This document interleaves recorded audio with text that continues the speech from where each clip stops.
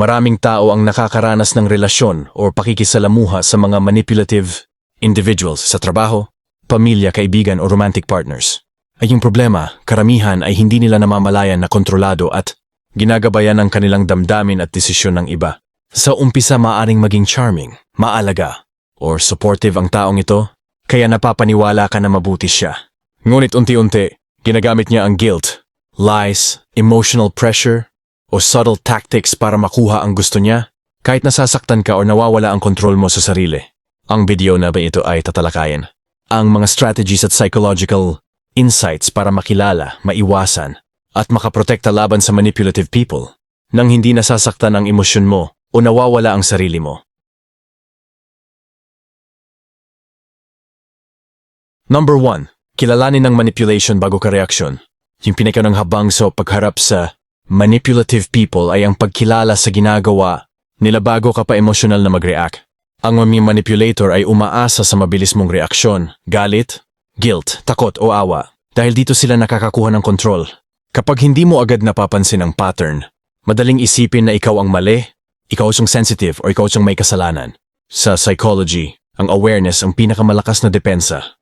Kapag napansin mo ang paulit-ulit na guilt-tripping, gaslighting, pagbaliktad ng sitwasyon, o paggamit ng katahimikan bilang parusa, doon mo mararamdaman na may mali. Ang punto rito ay hindi ka dapat makipagtalo agad, kundi umatras muna, mag-observe, at pangalanan sa isip mo ang ginagawa nila. Kapag malinaw sa iyo na manipulation ang nangyayari, nababawasan ang kapangyarihan nila sa emosyon mo.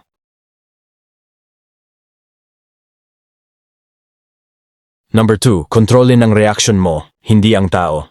Ang manipulative people ay hindi mo mapipigilan agad, pero may isang bagay kang laging kontrolado, ang reaksyon mo. Umaasa sila na magagalit ka, magpapaliwanag ng sobra, o magtatanggol ng sarili mo hanggang maubos ka. Sa psychology, tinatawag itong emotional baiting. Binabato ka ng emosyon para kumagat ka.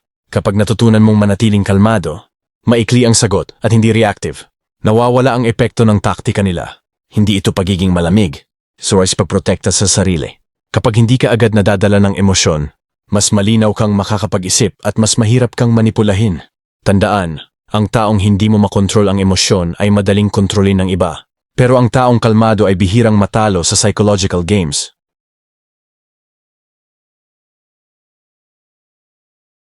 Number 3. Mag-set ng malinaw na boundaries at panindigan ito. Isa sa pinakaayaw ng manipulative people ay ang taong may malinaw na boundaries. Dahil kapag alam mo kung saan ka tatayo, hindi ka nila madaling maitulak sa guilt, takot o pressure. Sa psychology, ang boundary ay hindi pader. Ito ay linya ng respeto. Kapag sinabi mong hindi ako komportable, hindi ko gagawin yan, o hanggang dito lang ako, at paninindigan mo ito ng kalmado, nawawala ang kapangyarihan ng manipulator. Madalas susubukan ka nilang baluktutin, magagalit, magpapakabiktima o maglalabas ng drama para umatras ka. Pero tandaan, ang boundary na hindi mo pinaninindigan ay hindi boundary. Pakiusap lang. Kapag nakita nilang hindi ka madaling matinag, hihina ang loob nilang kontrolin ka, at mas mapoprotektahan mo ang isip at emosyon mo.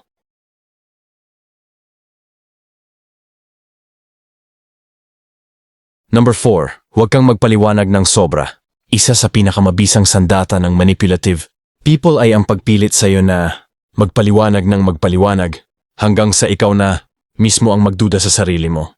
Kapag sobra ang paliwanag mo, binibigyan mo sila ng mas maraming impormasyon na pwede nilang baluktutin, kontrahin o gamitin laban sa iyo.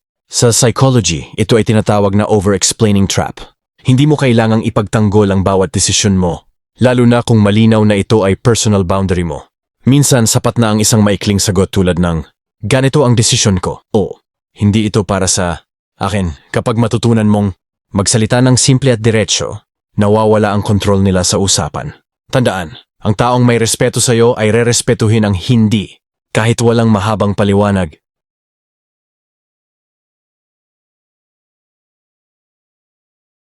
Number 5. Huwag mong saluhin ang emosyon na hindi naman yo.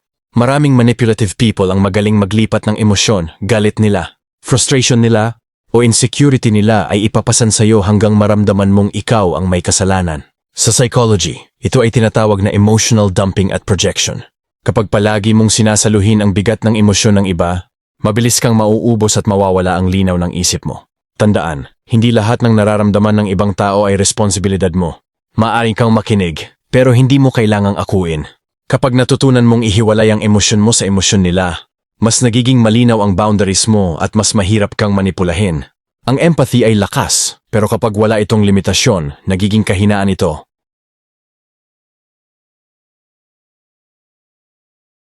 Number 6. Maging consistent, hindi emosyonal. Ang manipulative people ay umaasa sa inconsistent reactions. Minsan matapang ka, minsan marupok, dahil doon sila nakakasingit. Kapag pabago-bago ang response mo, mas madali ka nilang itulak kung saan nila gusto. Sa psychology, ang consistency ay anyo ng power. Kapag pare-pareho ang tono, desisyon, at boundaries mo kahit anong emosyon ang ihagis nila sa'yo, unti-unti silang mawawalan ng kontrol. Hindi mo kailangang makipagsabayan sa drama o makipagtalo para patunayan ang punto mo. Mamahalas ay pareho ang sagot mo ngayon, bukas at sa susunod. Kapag nakita nilang hindi ka natitinag ng galit, awa o pressure, matatanto nilang hindi ka madaling galawin at doon nagsisimulang mawala ang impluwensya nila sa'yo.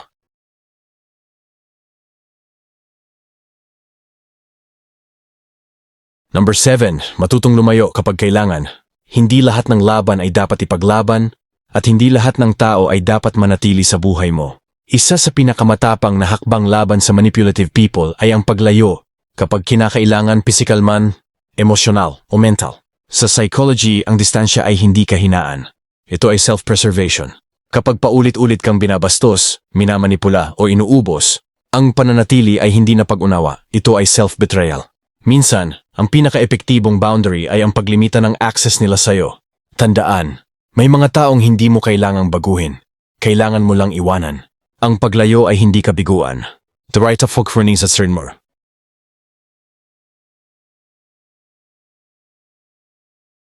Number 8. Ibalik ang usapan sa katotohanan, hindi sa drama.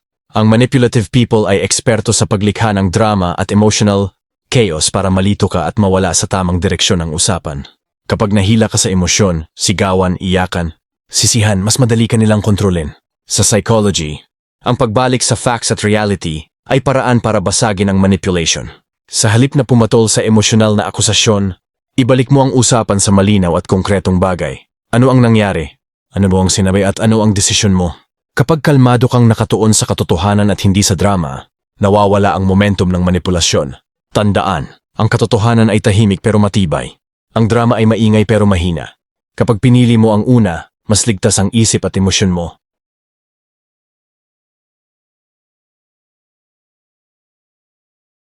Number 9. Palakasin ang sarili mong self-worth. Ang manipulative people ay kadalasang tumatarget sa mga taong nag-aalinlangan sa sariling halaga. Kapag mababa ang tingin mo sa sarili mo, mas madali kang pasunurin sa guilt, takot, o pangakong mapanlinlang. Sa psychology, ang matibay na self-worth ang pinaka-epektibong proteksyon laban sa manipulation. Kapag alam mo ang halaga mo, hindi ka madaling matinag ng pananakot, paninisi, o emotional pressure. Hindi mo kailangan ng validation mula sa kanila para maramdaman na sapat ka. Sa halip, mas nagiging malinaw sa'yo kung alin ang tama at alin ang hindi na dapat tanggapin. Tandaan, ang taong may malinaw na self-worth ay hindi madaling kontrolin dahil alam niya kung kailan lalayo at kailan magsasabi ng tama na.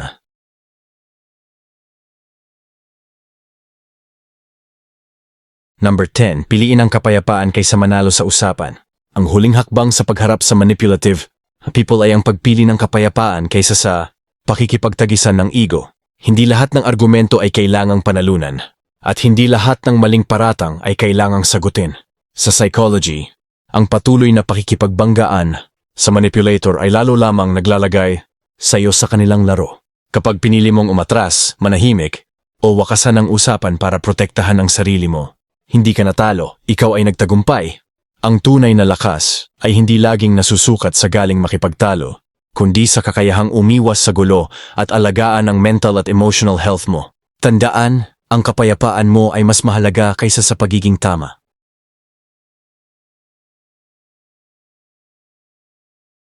Sa huli, ang pakikitungo sa manipulative people ay hindi tungkol sa pagiging agresibo o pagbabalik ng laro nila. Ito ay tungkol sa pagprotekta sa isip, emosyon at sarili mong boundaries. Kapag alam mo ang patterns nila, guilt-tripping, emotional baiting, projection, at drama tactics, mas madali mong mapanatili ang control sa sarili mo. Mahalaga rin ang consistency, kalma, malinaw ang boundaries at hindi reactive.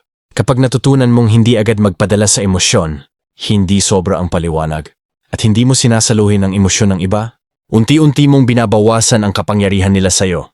Huwag din kalimutan na minsan, ang pinakamakapangyarihang hakbang ay lumayo o magdistansya. Hindi ito kabiguan, kundi pagpili sa kapayapaan at proteksyon sa sarili. Yung mga magkataong manipulative ay mananatili kung papayagan mo, kaya mahalaga na ikaw ang pumili kung sino ang mananatili sa buhay mo. Ang tunay na lakas ay hindi laging nasa pagtalo sa kanila, kundi nasa pagiging kalmado, matatag, and aware sa sarili mo. Kapag naprotektahan mo ang emosyon at isip mo, mas magiging malinaw ang desisyon mo at mas ligtas ka sa manipulasyon. Tandaan, knowledge is power. Pero action at self-respect ang pinakamalakas na depensa. Kapag natutunan mong kilalanin ang manipulative people at protektahan ang sarili mo, hindi ka na basta-basta maapektuhan ang laro ng ibang tao at doon ka nagsisimulang maging malaya sa toxic dynamics. Sa susunod na video, pag-uusapan natin ang strategies para maiwasan ang emotional traps sa trabaho at relasyon. Huwag kalimutang mag-subscribe para hindi mo ma-miss ang mga ganitong tips.